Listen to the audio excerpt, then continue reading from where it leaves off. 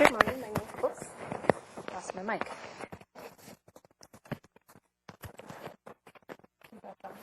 Yeah, it's on. Okay, we'll try that again. Good morning. My name is Susan Reardon. I'm the staff hearing officer, and I call the meeting of Wednesday, May 1st to order. Today we have 4 items on our agenda, and I haven't received any requests for continuances or withdrawals, so we'll hear them in the order that they appear on the agenda. Under announcements and appeals, I've announced that the appeal that was filed for 209 West Constant Avenue has been withdrawn by the applicant, so there'll be no Planning Commission hearing on that. And I don't have any other announcements, correct?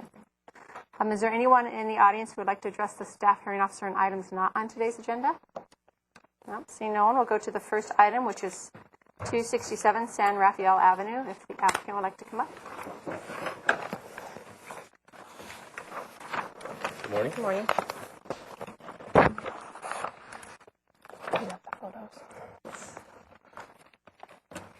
Anytime you're ready, Susan. All right, this project at 267 San Rafael is on about a 6,200 square foot lot in the Mesa neighborhood.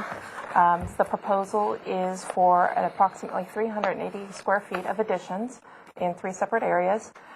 The garage will be expanded by 4 feet, approximately 88 square feet, to allow for a 2-car garage that meets the minimum dimensions of the parking design standards. There's also an addition where the former front entry is to create a new dining room that's approximately 75 square feet and a new porch element because the entry had to be moved for the addition. We are doing a new porch element. And then at the rear of the house, there is a proposed addition in the at the rear of the master bedroom that's about 245 square feet. The modification requested today is for additions and alterations within the required 20-foot front yard setback. The front porch will encroach up to, I believe it's 1 foot 2 inches into the front setback, and the proposed garage addition is 4 feet 6 inches into the required setback, in line with the existing garage face. Staff felt that these improvements are appropriate to the single-family residents and consistent with the neighborhood.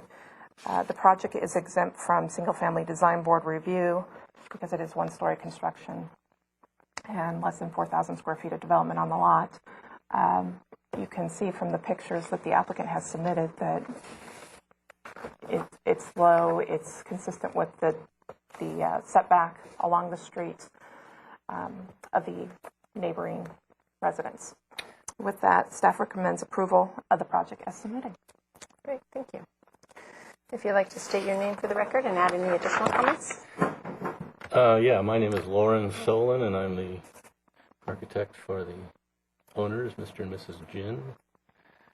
I think Suzanne summarized it pretty well. You know, this is one of the few houses on the street that hasn't been touched since the early 50s and desperately needs a facelift, and I think this project is kind of a win-win. It brings the garage into current standards, which makes it a actual usable 2-car garage, which currently it is not. We're moving the laundry facility out of the garage, and so that translates to 1 more car off the street for the city, and I think it enhances the curb appeal. It's a young family with a 2-year-old, and you know, the house is small. Currently they have no dining room, just a tiny little breakfast nook, and there's no other place to go except forward.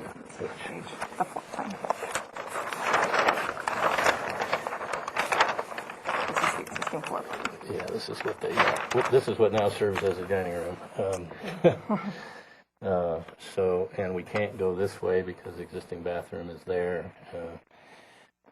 So we have pushed it out in this direction. We have kept the enclosed space within the setback. The porch, you know,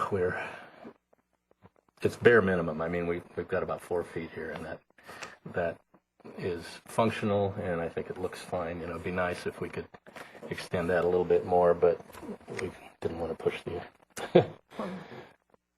the issue. The garage will not get any closer to the street. It's only going sideways, so this would be the additional area of encroachment. I don't know what else to add. Did I included the picture of the proposed facelift. Yes, the proposed, Yep. and then here's the existing situation here. So great, okay. I'd like to open the public hearing. Is there anyone here who would like to address the staff hearing officer on 267 San Rafael Avenue? Seeing no one. Have we received any letters I have not. on none of the items? Okay. So I'll close the public hearing. I went out to the site and visited the surrounding neighborhood and got a feel of the area. And I agree that your proposed project, the porch element, that it enhances the streetscape. It provides a nice entry to the residence, and the proposed addition, it respects the front setback, which is great. In regards to the garage addition, as staff pointed out, it does represent a uniform improvement, and it makes the garage conform to the existing requirements. And I think, given those two facts, that front yard modification is also supportable. Great. And so I can make the findings outlined in the staff report. The staff's not proposing any conditions, and I don't believe I need to add any conditions to your project, so it's approved as submitted. And my action is appealable to the Planning Commission within 10 calendar days. And they also have oversight authority of all my actions, and if they felt this warranted additional discussion before them, they could call it up during that same 10-day appeal period. And if that was to occur, Suzanne would contact you. Okay. Okay? Just a question. If could I see the proposed? If we were to keep this extended roof line as it is, how does the code read? If we wanted to extend the landing of the porch a little further, I mean, it's about that far out of grade. Would that be permittable, or? You extend this out further this way? Yeah, not the roof line, but just the the walkable surface. walkable surface. How far? I don't know, another 1.5 feet would be cool. Well, what you need to do, you have the approval for what is in front of me. We'd have to start over. No, but you can review with staff if it substantially conforms to what was approved today. Okay. And if it's 1.5 feet, might not be found to be substantially conformance, but if it's, I mean, even little, another 6 inches would help. yeah, I would work with staff in terms of what would be found to be substantially conform to this. And if they needed input, then they could seek my input too. Okay. Yeah, I'm not necessarily saying we want to do that, but it feels to me that even if you had an extra foot in front of the front door. What's this distance here? That is about 4'6" right now. You have an 8 scale? It's 4 foot. Just over 4 foot. You're saying to right there. Yeah. This is the setback line. Yeah. Right. And this is the deck line, or is this the overhang? This is the overhang here, isn't it? Yes. So this is the overhang, and here's the deck. Yeah. Yeah, so I would work with staff on that. Okay. The idea would be then to just take this section of the porch area, the walkable surface, leaving all the rest of it the same, and just extending the landing another foot, perhaps, just so that they're not quite so tight in front of the front door. Yeah, that would be something I would work with staff with. Since I'm just reviewing what's in the project in front of me, I and understand. it's a certain width. So, but there is a process afterwards if projects need to be changed slightly after review. It's a substantial conformance determination process. Okay. Okay? All right. Thank you. Yeah.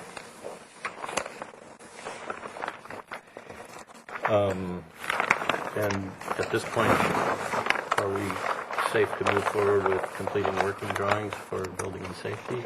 Yeah, there is a 10-day appeal period. So if you proceeded with those, it'd be at your own risk. But you spoke to your neighbors and people come up. The thing is, if it appeals filed, then it takes away the approval, and then we go to the Planning Commission for their decision. So we'd be better off waiting the 10 days and then. Yeah. Although I think they've spoken with all their neighbors, I don't think there's any issues. Okay, yeah. There is that 10-day appeal period and a 10-day overview of the Planning Commission period. Okay. Thank you. The next item is 16 Rubio Road. Yeah, you want to come up?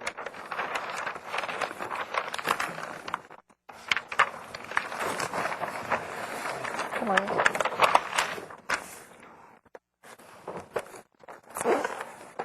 This project site is in the,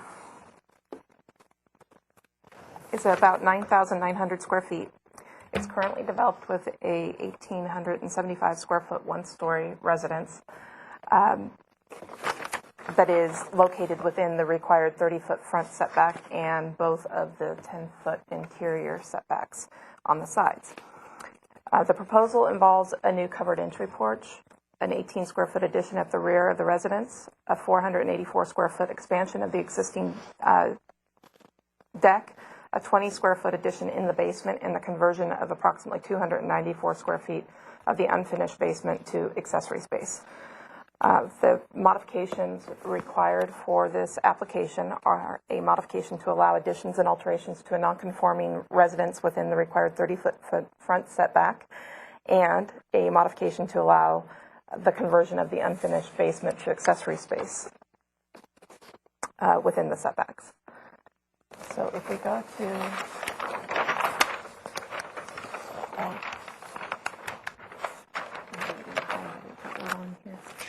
this is the as-built demolition plan.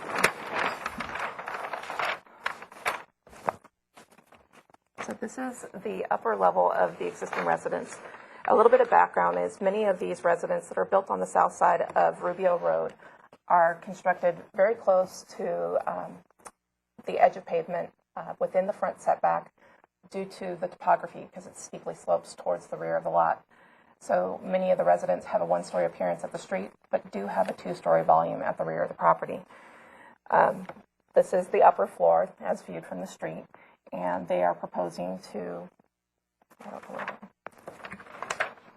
extend the roof line at the front entry 1 foot past the existing, and you can't really see it on this elevation or this floor plan, at the advice of the Single Family Design Board, who reviewed the project in March of this year. They are proposing to add 2 new skylights, expand the deck, and you can see there's a small portion that is within the front setback. The majority of the deck expansion is actually outside of the setback. They are doing an addition right here. That is the 18 square foot addition at the rear of the residence. A portion is in the setback. And then down at the lower level, in the existing understory, they are creating a 20 square foot addition to do a new bathroom and create this exercise room. And that is what they're converting a portion of the non-conditioned space to create this exercise room downstairs. Many of these stairs and landings are also being revised or updated. There's a new landing out the side right here with the pedestrian door, but it's outside of the interior setback. I believe the interior setback right in here, isn't it? So yeah, somewhere in that area. Oh, it's right here. Sorry. And if we go to the elevation, or here's the roof profile, you can see that 1 foot extension of the roof on the upper level at the front entry. So this existing overhang is going to be extended out? Oh, it's going to be changed. It's going to be changed. Yeah, okay. And extended 1 foot. Okay, so raised in height And if you look at the elevation here, this will be that new front entry element, which the Single Family Design Board actually strongly encouraged the applicant to explore to give the front door more identifiable presence towards the street. They didn't feel that it would create any impact to the public right-of-way and the visual openness, but it would give the house a sense of identity, front door. I think I highlighted on the elevations. This is a new element, but I believe it's outside of the setback, the stoop and stairs there. Can't go to there.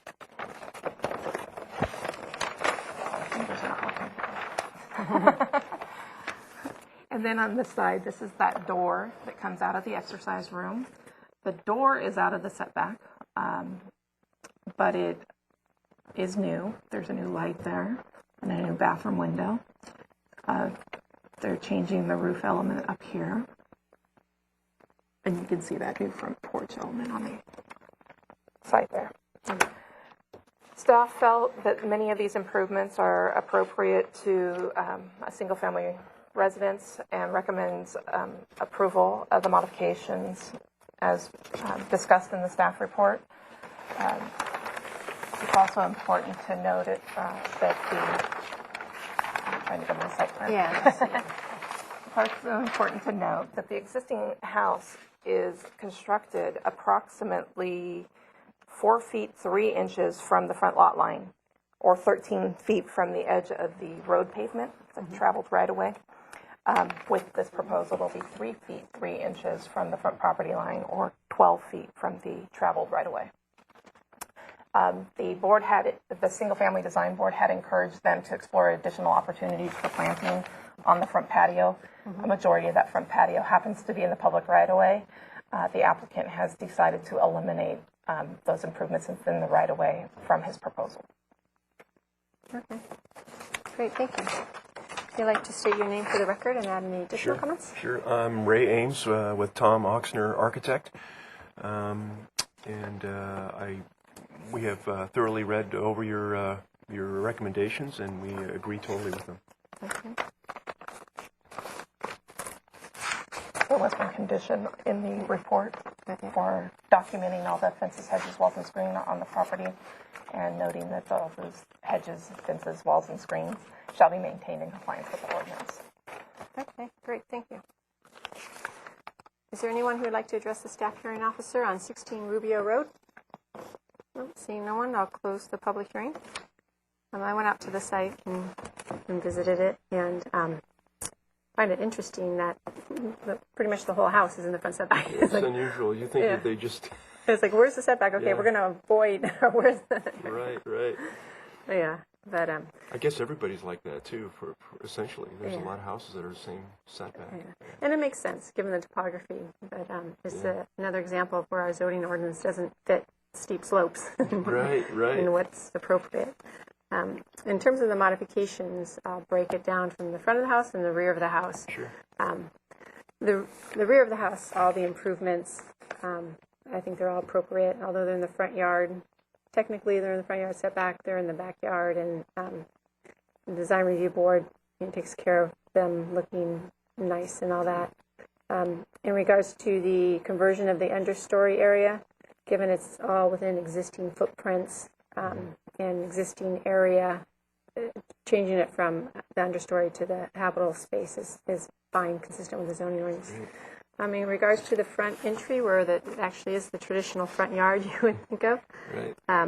I agree with the design review board that the proposed improvements greatly enhance the streetscape with the change in the entry, and it gives it an identity, and that's a truly appropriate improvement. Sure, And, I think so, too. yeah, it'll make it look nice. So I can make the findings outlined in the staff report regarding the requested front yard modifications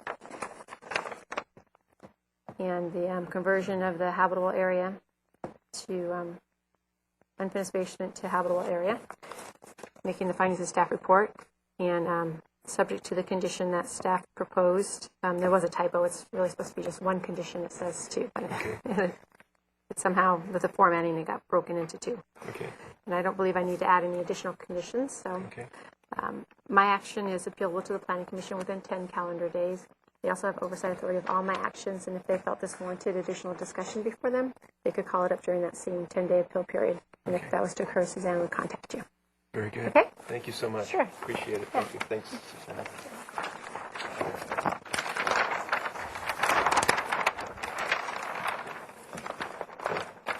The next project is 3758 Brenner Drive.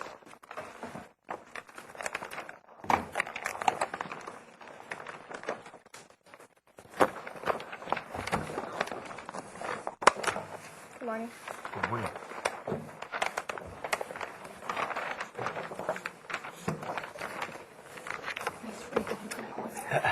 It's going to increase today. It's not highlighted. So this project on Brenner Drive is located on about a 10,400 square foot lot. It has an existing one-story single-family residence. The proposal is to construct a 355 square foot addition at the rear of the residence. And they are proposing alterations within the interior setback, including window and door changes. So if we go to the floor plan, this is the demolition, existing and demolition floor plan. You can see that the existing house at the top of the page is showing where the interior setback line is. So those are the windows that would be affected. I didn't highlight it here on the new proposed plan, but it would be those same window and door areas along here. Staff felt that the proposed alterations within the setback were appropriate. It actually minimizes the amount of glazing in the setback. It reduces it by approximately 25% of the total window area. They are proposing one new opening that's a door. So if you were looking at a total of all new openings within the setback, it's not quite 25%. I think it's closer to 16 or 17% if you include that new door. But staff felt that these improvements were appropriate. The new door is for a utility closet for a water heater, and recommends approval of the water softener. Staff felt that these were appropriate improvements and recommended approval of the project subject to the findings and conditions on page 2 of the staff report. Okay, great, thank you.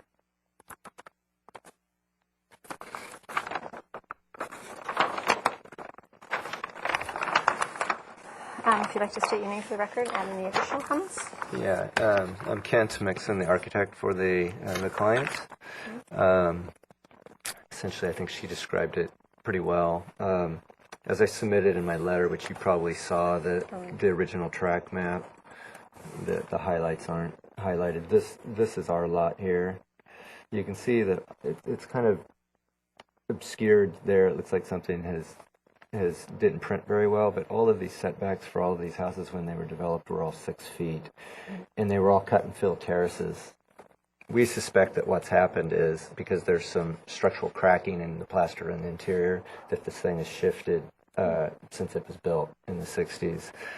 This is the fill side of the lot. And what had happened is, if we go to the site plan, or it could have just been not placed in the proper location as well, but based on kind of the cracking, suspect that there was probably some shifting.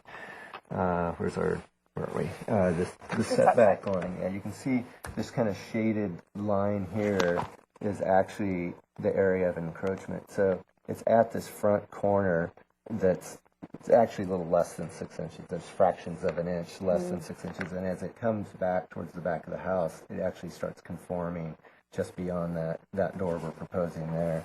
At this point, all the back of this family room area is within compliance of that line. So, as she said, the window opening is a 25% reduction. That's not including a solid door, but the window opening proper of any glazing is a reduction. This side yard setback of this neighbor that is directly affected, as you can see in the pictures, they don't have any openings along this wall. A good portion of this wall is actually a garage on the front portion, and this is a fireplace here. It's CMU. It's not really a usable side yard, and I doubt that there would probably ever be openings in that that would be facing each other. And also, they're a neighbor that has submitted a supporting letter as well in support of the project.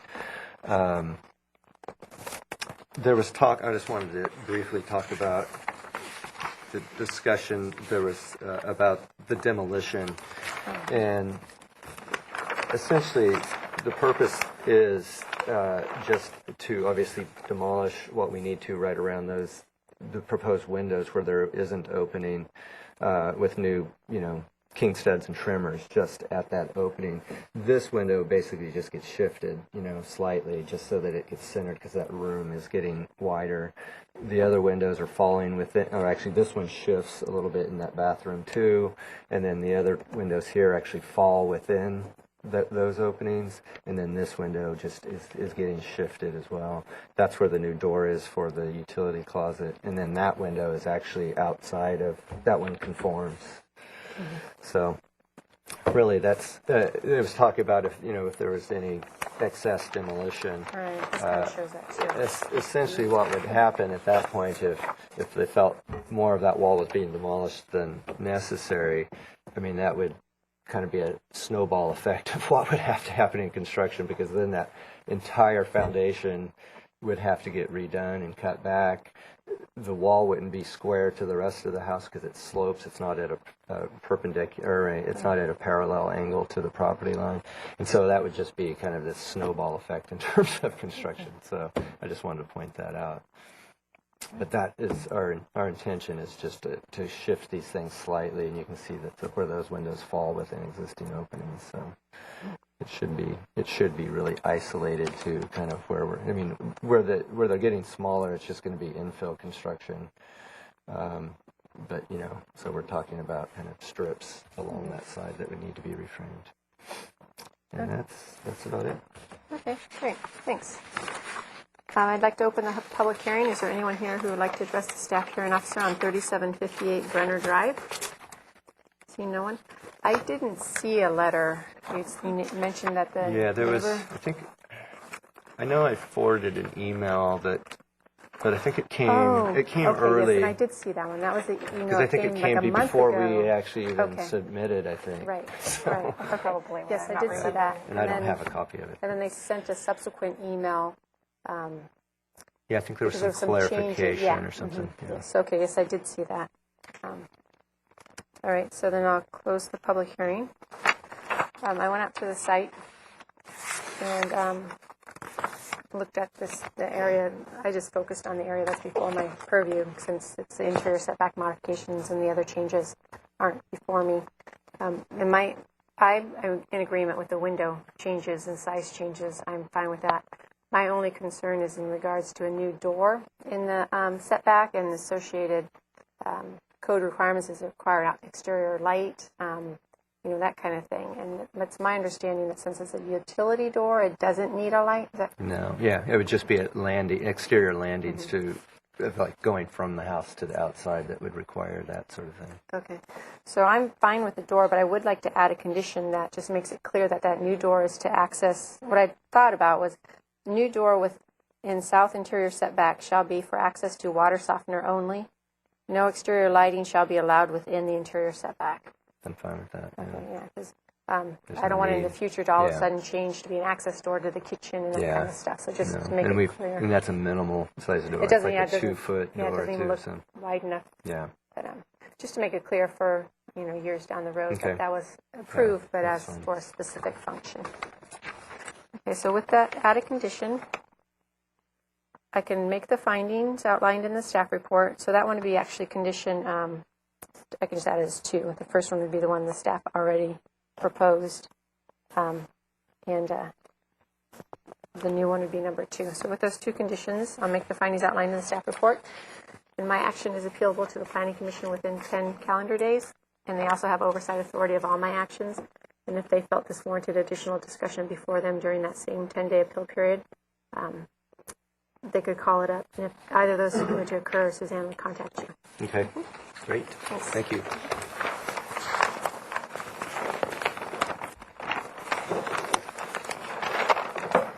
So the next item is 832 Dolores Drive. I know you expressed interest in this. If you want to speak, can you fill out a speaker form? And so then we'll have your name for the record, and I'll call you up during the public hearing part.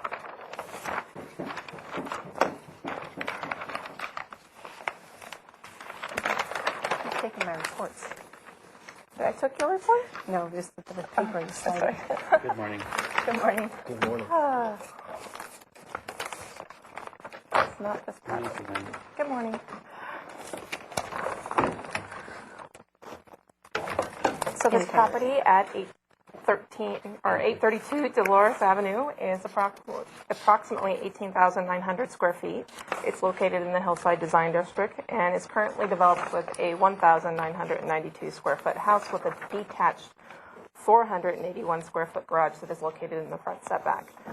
The proposed project involves a one-story addition totaling approximately 722 square feet of additions in varying locations, and the construction of a 251 square foot attached garage, permitting of as-built site walls, and the remodel of the existing detached garage.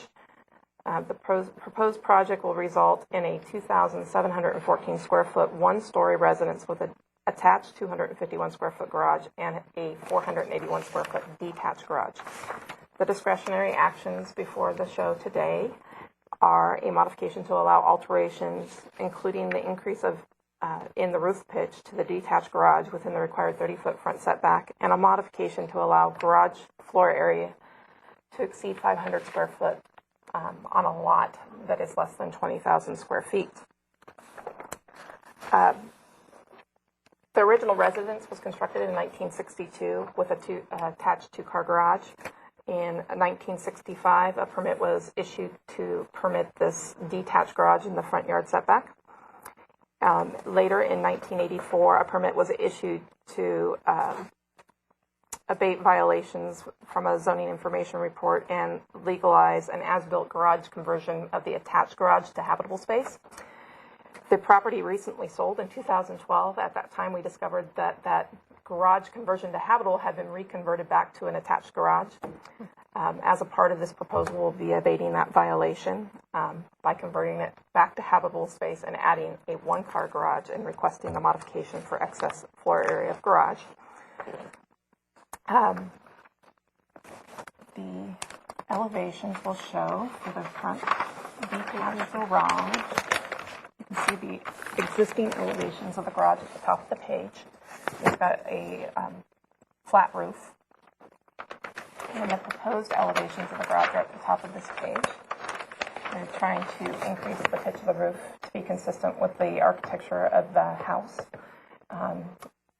A project was previously reviewed by the Single Family Design Board last year that proposed a two-story addition to the house, and at that time they proposed this same change to the garage at the street, and the Single Family Design Board did have comments that they encouraged them to explore enhancing the streetscape by making alterations to the garage. That project has since been withdrawn and replaced by this project, which this project, as proposed, will not trigger a Single Family Design Board review. As I stated before, the ordinance allows for single-family zone lots that are greater than 20,000 square feet in the E1 zone to have a garage area of 750 square feet. As proposed, the total garage area will be about 732 square feet. Staff felt that being very close to 20,000 square feet, that the lot could support the additional garage floor area, plus the topography of the site at the front half, although not greater or not enough to trigger design review. The garage has a slope, or the driveway has a slope of 14%. So a pedestrian that would have to park in this garage would either have to go out the back door, up some stairs, and up the driveway to the house to bring in any groceries or things, or they would have to walk completely up the driveway if they were, say, a visitor and didn't have access to the garage. We felt that the one-car parking space up at the top is an appropriate improvement, allowed some access. You can see that the driveway is highlighted in green because I have reviewed this driveway with transportation, and we do need the area within the setback in order to make the almost 270-degree turn into the one-car garage, because the garage door is actually located right here. We did look at if they could turn the garage another direction and to come straight in. Mm-hmm. However, you can't make the backup maneuver out of it for one forward and one backward maneuver. So that's why we went with this configuration of the driveway. Staff recommends approval of the project, making the findings that are outlined in the staff report subject to a few conditions. One, that the detached garage not be converted to another accessory use or separate living area. The project needs to comply with Tier 3 stormwater management. and that the driveway area shall be minimized to provide a minimum required for ingress and egress, which I believe we have done. And the driveway area located in the required setback shall be shown on the plans as a no parking area. It's for maneuvers only. Which will be here. It would be this area right Oh, okay. Well, I think all of it should be reviewed to make sure it's the minimum necessary to discourage parking. I believe that I've done that with transportation. They felt this is the minimum necessary Okay. to get your car in position to make the 270-degree turn. You can also see the existing driveway actually dashed in here. So we will be removing some pavement here and also some pavement here. Okay, great, thank you. Would you like to state your name for the record and provide additional comments? Hi, my name is Y.S. Kim, and my client, Mr. Ken Krieger. I believe the project, as stated, is a positive from what's existing. Number one, the curb appeal for the flat roof and the garage, the detached garage, and the one additional parking space will provide access for the mother and their 5-year-old son not to have to walk up the steps. And also the transportation likes to have 46 feet from the front of the garage to the backup, and they have done that to the T. It's exactly 46, so that's exactly what they need. It's a very minimal paving, and actually we have less paving than previous because we're taking away this paving, adding this much, and taking this way and turning the landscaping. And we're currently working with a civil engineer to address all the Tier 3 issues. Okay, great, thank you. Did you want to add any, or are you just here for questions? I'm just happy to be here. I'm just happy to have this in front of you guys. Okay, great, thank you. I'd like to open the public hearing. I have one request to speak from Charles Flint. Would you like to come up and move a chair for you? Or okay, great, thank you. Hi, I'm Charles Flint, and I'm a neighbor above Mr. Kim's project, and I live here, Okay. and that's Kim's project house right there. Okay. I just have we spent over 3 years remodeling our house and maximizing our views. We just have a concern that it would be blocking some of our views, to gain their view, it blocks our view. Is there a way that we can put sight poles so I can see? It might not even block our view, but sight poles so we can see what's going on. For my purview, I'm just reviewing the garage part and then the size. What they're proposing is a one-story addition, right, with a high roof area.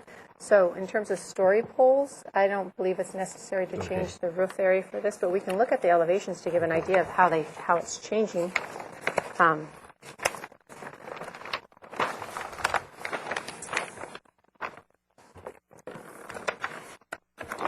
Is it the second story over the whole house? So there's not a second. There's no second Oh. story. They're raising, Oh, We have a middle element. is that light one on? well, I'm not Or worried. you then. want to just push that? Yeah, there you go. There's no second Yeah. story. No, there is no. Oh.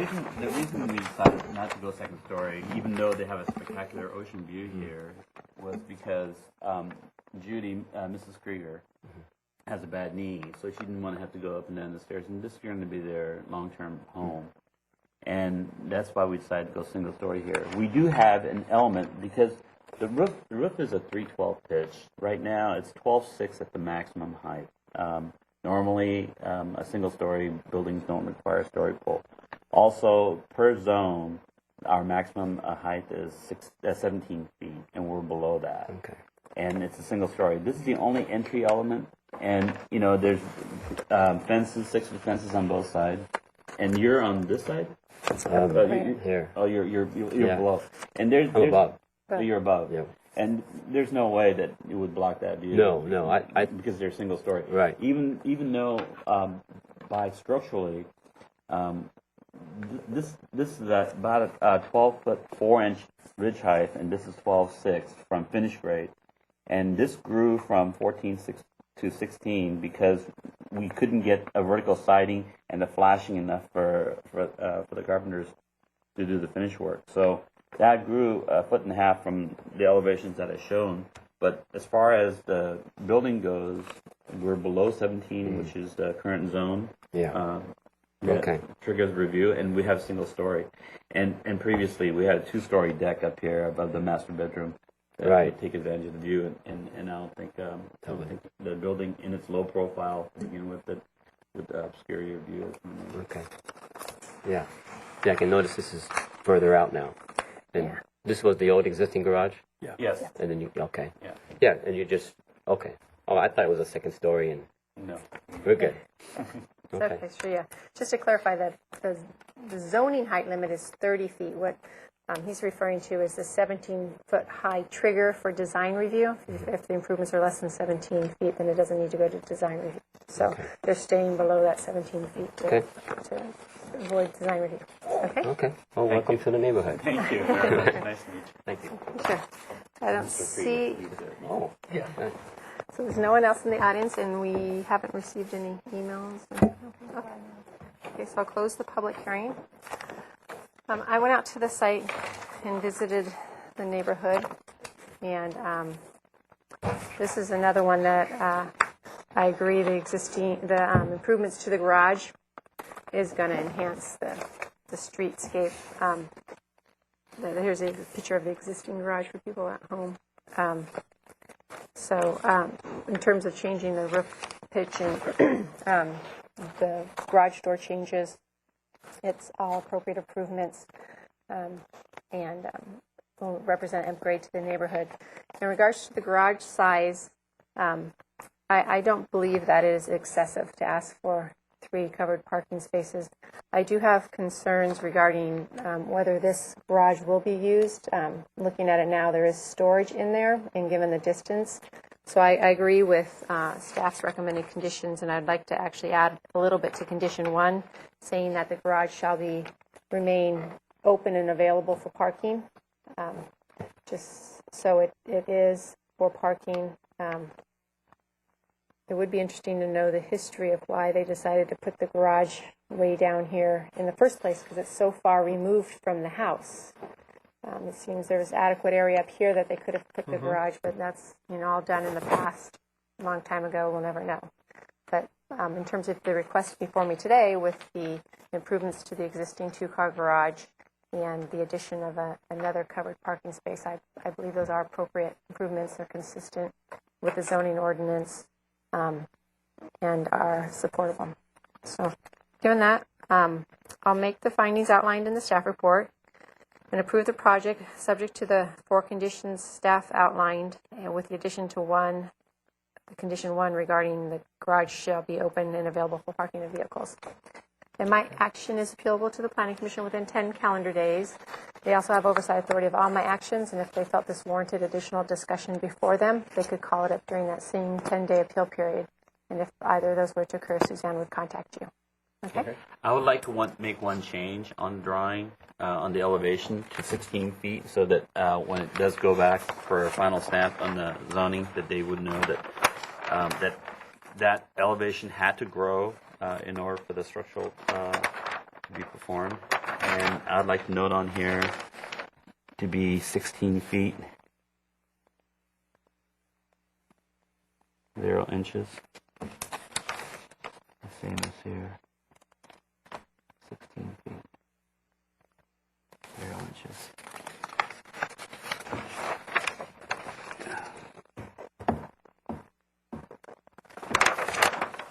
And on this one also.